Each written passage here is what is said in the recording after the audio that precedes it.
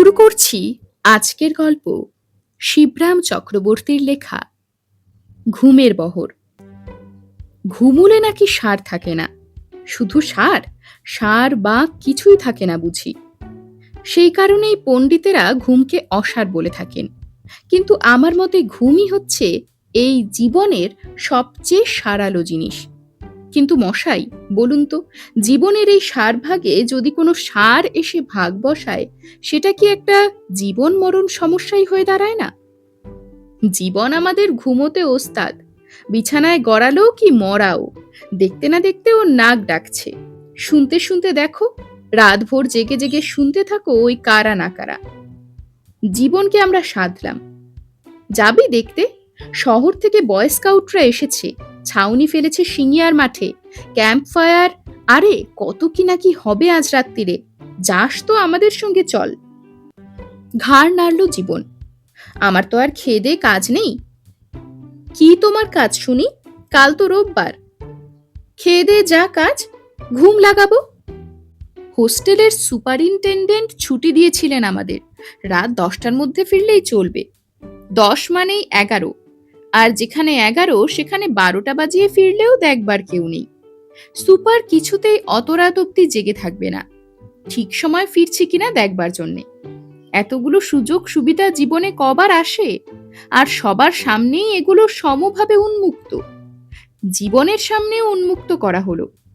শুনেও খুশি হয়ে উঠল। তোরা কেউ থাকবি না নাকি? আহ, বাঁচা গেল বাবা, তাহলে তো কোনো ঝামেলাই নেই। তোফা একখানা ঘুম লাগানো যাবে। সিঙ্গিয়ার মাঠে যাবার পথে দেবীপুরের হাট। ভজুর মাসি বলেছিল সেখান থেকে এক ভার মধু জোগাড় করতে, সোনালী রঙের চাক ভাঙা খাঁটি মধু। ভজু বললে যদি তার সাথে যাই তো সে একটু চাকতে দেবে আমার তার থেকে।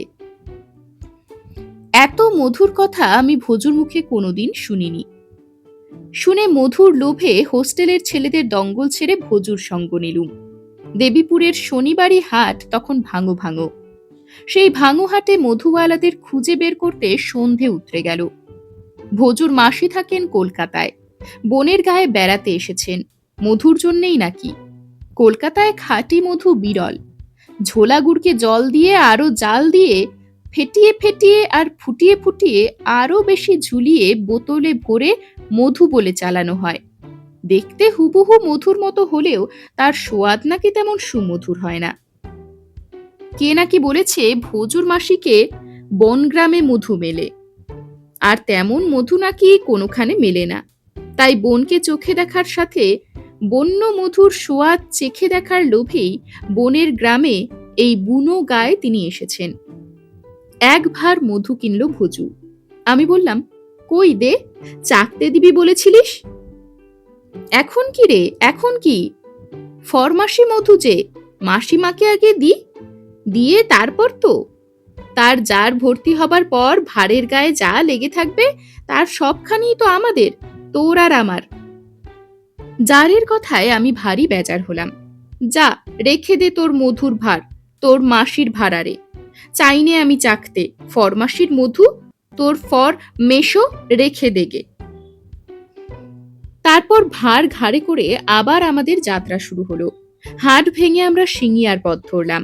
কোষে হাঁটন লাগিয়েছি, কিন্তু কোষের পর কোষ পেরিয়ে গেল, সিঙ্গিয়ার দেখা নেই।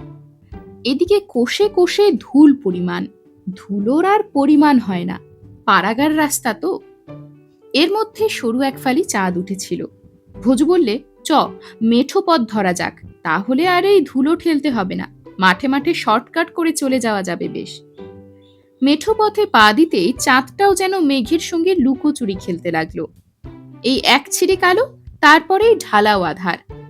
আলে আনেই বটে, তবে আলোর গায়ে ঠুক্কর খেতে খেতে নাজেহাল হলাম। একবার তো হোঁচট খেয়ে নিজের ঘাড়েই গিয়ে পড়লাম। ঘাড়ে মধুর ভার ছিল, তার চোটে চলকে উঠে জামায় পড়ল।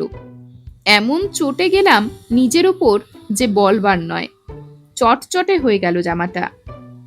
এমনি ভাবে আরেকবার আলোর উপর হুমড়ি খেতে গিয়ে কার যেন গায়ের উপর পড়েছি। পড়তেই আমি গাক করে উঠলাম। ষাঁড়ের মতো চেঁচাচ্ছিস যে? ভজহরি চেঁচায়। ও তুই, তোর গায়েই টাল খেয়েছি তাই বল। শুশ্রূষার ছলে আমি ওর গায়ে হাত বুলাই। যাই বল ভোজু, খেয়ে না খেয়ে শরীরটা তুই বাগিয়েছিস বটে।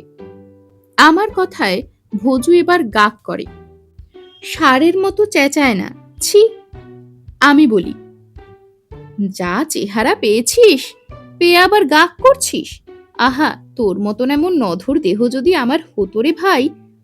বলতে বলতে ওর লেজে আমার হাত পড়ে, বেশ লম্বা একখানা লেজ। আরে, এ কি রে, তোর আবার লেজ কবে হলো? তুই লেজ গজিয়েছিস? কই, তোর লেজের কথা তো কোনোদিন আমায় বলিসনি, ঘুণাক্ষরেও না। ভোজুর লেজের পরিচয় পেয়ে হতবাক হতে হয়। ষাঁড়ের গোবর তোর মাথায়, ভোজু বলে গাগ গাগ করে। যেমন ষাঁড়ের মতন বুদ্ধি, তেমনি হয়েছে ষাঁড়ের মতোই গলা। ক্রমে ওর শিঙে হাত পড়তে টের পেলাম যে ভোজু নয়, ভোজু ওরফে ষাঁড়। তখন আমি বলি, আমি না ভাই, একটা ষাঁড়, ষাঁড়টাই আমার মতন ডাকছিল। সেই সময় মেঘের ঘোমটা ফাঁক করে চাঁদ মামা উকি মারেন, আর ষাঁড়চন্দ্র নিজ মূর্তিতে দেখা দেন। আমি ভোজুকে দেখাই, এইটাই এতক্ষণ গাগ গাগ করে আমাদের ভাষায় কথা কইছিল, আর এইটাই হাত দিয়ে ষাঁড়টার এই সারাংশে, বুঝলি কিনা, আমি ভেবেছি যে এটা বুঝি তোর লেজ। ষাঁড়টা মাথা চালে। নিজের লেজে বারবার পরের হস্তক্ষেপ সে পছন্দ করে না বলেই মনে হয়। ওর মাথার চাল দেখে ভোজু আমায় জিজ্ঞেস করে, এটা অমন করে মাথা খেলাচ্ছে কেন রে? মতলব কি ওর? কি খেলছে ওর মাথায় ওই জানে। আমি বলি, তবে শুনেছি গুতোবার আগেই নাকি ওরা মাথাটাকে অমনি করে খেলিয়ে দেয়। ষাঁড়ের মতোই এক আওয়াজ, কিন্তু ষাঁড়ের নয়, ভোজু। আমার কথা শেষ হবার আগেই ভোজু কাছেই একটা যে গাছ ছিল তার ডালে লাফিয়ে উঠেছে। আমাকে আর বলতে হয় না, আমিও ততক্ষণে আরেক ডাল বাহাদুর হয়ে বসেছি দেখতে না দেখতেই। ষাঁড়টা তখন আমাদের কাজ ঘেঁষে আসে, গাছ ঘেঁষে দাঁড়ায়, গাছের গুঁড়িতে শিং ঘষতে থাকে, আর মাঝে মাঝে ঘাড় তুলে তাকায় আমাদের দিকে, আর গাক গাক করে। মানে কি রে এর? ভোজু জিজ্ঞেস করে। আমরা যেমন ধার বাড়াবার জন্যে ছুরিতে শান দিই নে, ও তেমনি নিজের শিং শানিয়ে নিচ্ছে। গুতোবে নাকি রে? ভোজু ভয়ে তোতলা মেরে যায়। নির্ঘাত, তাহলে সারা রাত দেখছি এই গাছের ডালে বসেই কাটাতে হবে আমাদের। ভোজু দীর্ঘ নিঃশ্বাস ছাড়ে। কোথায় সিংহিয়ার মাঠ, আর কোথায় এই ইয়ার শিং, কোথায় বয় স্কাউটের মেলা, আর কোথায় এই ষাঁড়ের খেলা। ভাবতে গেলে কান্না পায়। তোর মধুর ভাতটা দে তো আমায়। আমি ভোজুকে বলি, ওকে একটু মধু খাইয়ে দেখি, যদি ওর রাগটা কিছু পড়ে, মধু খেয়ে মেজাজটা একটু মিষ্টি হয় যদি। তাক করে খানিকটা মধু ওর মুখের উপর ছাড়ি। ষাঁড়টা জিভ দিয়ে চেটে নেয়, চেখে টেখে খুশি হয়েছে বলেই মনে হয়। ফের আবার হাঁ করে তাকিয়ে থাকে আমাদের পানে। আধ চাঁদনির আবছায়ায় আবছা আলোয় স্পষ্ট করে বোঝা যায় না, তাহলেও সেটা ওর মধুর দৃষ্টি যে, সে বিষয়ে সন্দেহ নেই। তাক করে ভাতটা আমি হাঁকড়ে দিই ওর নাকের উপর। ভোজু হা হা করে ওঠে, এই এই করলি কি মাসিমার মধু যে? মধুরেনো সমাপয়েত করলাম, বেঁচে থাকলে বহুত মধু পাওয়া যাবে ভাই, আর বিস্তর মাসি, কিন্তু বেঘরে এখানে মারা পড়ে বাসি হয়ে গেলেও কেউ দেখবে না। ভাতটা তাক ফসকে তার নাক ফসকে মাটিতে গিয়ে পড়ে, ভেঙে ছড়িয়ে যায় চারধারে, আর ষাঁড়টা হুমড়ি খেয়ে পড়ে তার উপর, এক হাত জিভ বার করে চাটতে থাকে। ভোজুকে বলি, আর না, আর দেরি নয়, এইবার যতক্ষণ ও মধু নিয়ে মত্ত থাকবে, সেই ফাঁকে আমরা শটকাই আয়। চট করে আমরা গাছ থেকে নেমে পড়ি, নেমেই ছুট। কিন্তু ষাঁড়ের জিভ যে আমাদের 4 ডবল, তা কে জানতো। এক লহমায় সে ভারের মধু খতম করে মাঠের টুকুও চেটে নিয়ে আমাদের পিছু নেয়। গরুদের সঙ্গে আমাদের গরমিল ঠিক এইখানেই, ওরা আলাদা জীব।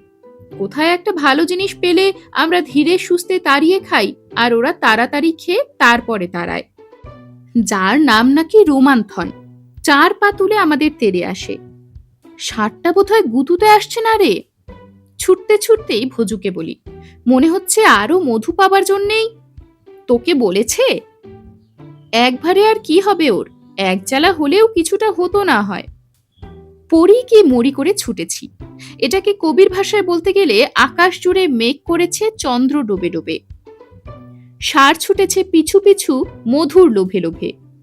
ছুটতে ছুটতে আমরা হোস্টেলের এলাকায় এসে পড়লাম। তখনও কিন্তু পাষণ্ডটা পিছু ছাড়েনি। কি হ্যাংলা! ভোজু না বলে পারে না, এমন দেখলে ষাঁড় আমি জন্মে দেখিনি। আমি বললাম, দাঁড়া, ষাঁড়টার সঙ্গে একটা চালাকি খেলা যাক। বলে হোস্টেলের গা লাগা যে চালা ঘরে আমাদের কয়লা, ঘুঁটে ইত্যাদি মজুদ থাকতো, ভোজুকে নিয়ে আমি তার ভেতরে গিয়ে সেধুই। বলা বাহুল্য, ষাঁড়টা সেখানেও আমাদের অনুসরণ করে। কিন্তু ঢুকেই না আমরা ওদিকের জানলা দিয়ে গলে বেরিয়ে এসেছি, আর বাছাধন সেটি আর টের পায়নি। বাছুরে বুদ্ধি তো। বেরিয়ে এসে আমরা এদিক থেকে বাইরের শেকল তুলে দিই। থাকো বাবা, যাবজ্জীবন কারাবাসে, আজ রাত্রিরের মতন। ষাঁড়কে শৃঙ্খলিত করে আমরা শুতে যাই, কিন্তু শোয়া ওই নাম মাত্রই। ঘুমের দেখা নেই, মুহুর্মুহু কানে যেন শুল বিঁধতে থাকে। বাপরে, ষাঁড়টার সে কি ডাক! সিংহনাদ কখনো শুনিনি, কিন্তু ষাঁড়ের নাদ তার কোনো অংশে খাটো নয়, সে কথা আমি হলপ করে বলতে পারি। আটচালা ফাড়ে, হোস্টেলের পাকা দেওয়াল ফুটো করে আসতে থাকে সেই হাঁক। জীবন দুর্বিষহ করে তোলে। তখনও কিন্তু জীবন দুর্বিষহের সবটা আমরা টের পাইনি। ভোরে উঠেই প্রথম কাজ হলো ষাঁড়টাকে বার করার। সুপারিনটেন্ডেন্ট উঠবার আগে হোস্টেলের বাচ্চা চাকরটাকে ডাকলাম। তাকে আমরা মোষের পিঠে চড়ে বেড়াতে দেখেছি। অমন মোষের যে পৃষ্ঠপোষকতা করতে পারে, সে কি আর এই তুচ্ছ একটা ষাঁড়ের মোসাহেবি করতে পারবে না? মিষ্ট কথায় তাকে তুষ্ট করে কি গায়ে হাত বুলিয়ে কি যা করেই হোক সামান্য একটা ষাঁড়কে শায়েস্তা করা তার পক্ষে এমন কি? এই বংশী, চালাঘরের মধ্যে একটা ষাঁড় ঢুকে বসে আছে, তাকে কায়দা করে বার করতে পারবি? 8 আনা হলে পারি। ভোজু বললে 2 আনা। বংশী বললে না, 8 আনা। আমি বললাম 10 পয়সা। বংশী বললে 8 আনা। ভোজু বললে 4 আনা। বংশী বললে না বাপু, 8 আনা চাই। আমি বললাম না রে না, মোটমাট 4.5 আনা পাবি। বংশী তবুও সেই একই কথা বলে, 8 আনা।